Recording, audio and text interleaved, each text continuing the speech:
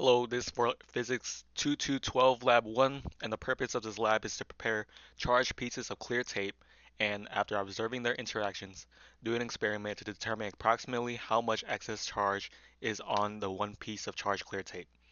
The main principle used in this experiment is Coulomb's law, which calculates the amount of force between two electrically charged particles. In the end, the experiment found that the total number of electrons found was to be 2.917 times 10 to the 10 electrons. The procedure of the experiment required a roll of clear tape, a ruler, a flat surface, and two thick books for support. First, a strip of tape about 20 centimeters long was taken and one end of the strip was folded under to make a non-sticky handle. This base tape was then stuck onto a smooth surface. Next, a second strip of tape with about the same length was also folded and stuck on top of the base tape. The top tape, stated as the U-tape, was then pulled quickly off the base tape.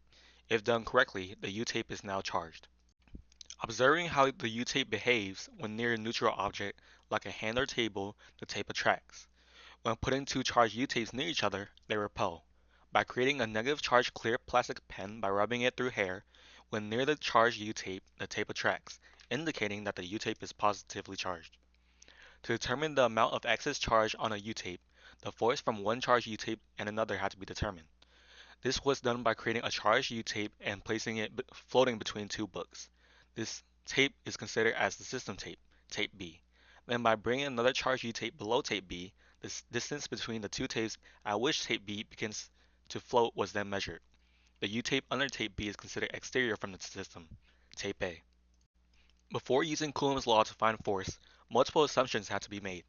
First, both U-tapes were assumed to have the same amount of charge. This can be made due to both being similar in length. Second, the tapes were treated as though they were point charges, where all the charges were concentrated at the center of the long tape. The equation from Coulomb's law to find the amount of force between two charged particles states to multiply the system particle's charge, QB, and the electric field of the outside particle, EA. Since we assume both tapes have the same amount of charge, the equation of EA can be changed to be based on Coulomb's constant, the tape B's charge, and the distance between the tapes. Before bringing tape A close to tape B, the main vertical forces of tape B are gravitational force and normal force from the books.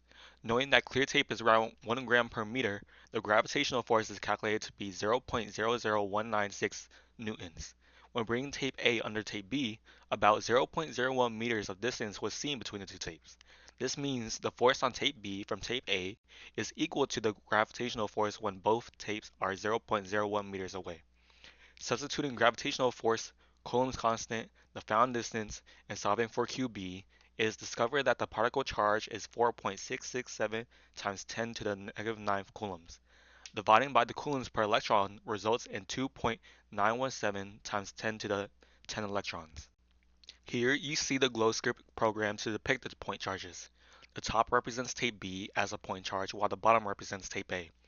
The orange arrows are the force of gravity on both tapes. The green arrows are the force from the two charged tapes repelling each other. As you can see, at 0.01 meters, the force on tape B upwards is equal to the gravitational force, which allows it to float. Due to Newton's third law, there is also an equal opposite force on tape A. The number of electrons calculated is also shown to be the same as found in the experiment. In the code, you can see one function to find the number of electrons and another to find the electric field. The E field then was used to create the force vectors on tape A and tape B. To put in perspective the number of deficient electrons needed to be taken from tape B, knowing the average length of an electron and the length and width of the sticky part of tape used, the total number of atoms was found to be 3.23 times 10 to the 17th atoms. The ratio of electrons to atoms is then equal to 9.031 times 10 to the negative 8 electrons per atom. This is assuming that the atoms are side by side across the surface of the tape. Now what if electrons had a positive charge and protons had a negative charge? In this case, the attractions and repulsions would not change because all the object's charges would flip, but the charges would interact with each other the same. Lastly, it is important to handle the charged tapes as little as possible because if it interacts with other objects, the electrons from the other objects will go towards the protons in the charged tapes and neutralize the tape, making it no longer charged. To conclude, through this experiment, we have gained an idea of charge, how Coulomb's law works, and discovered approximately how much excess charge is on one piece of charged clear tape by doing so under strict assumptions. The result of the experiment found there to be 2.917 times 10 to the 10 electrons. Due to assumptions and lack of things to compare to, it is inconclusive on whether this number is close to accurate or not.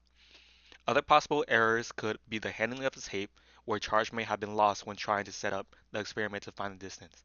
However, from the knowledge of what was experiment and knowledge of Coulomb's law, this number is a valid conclusion.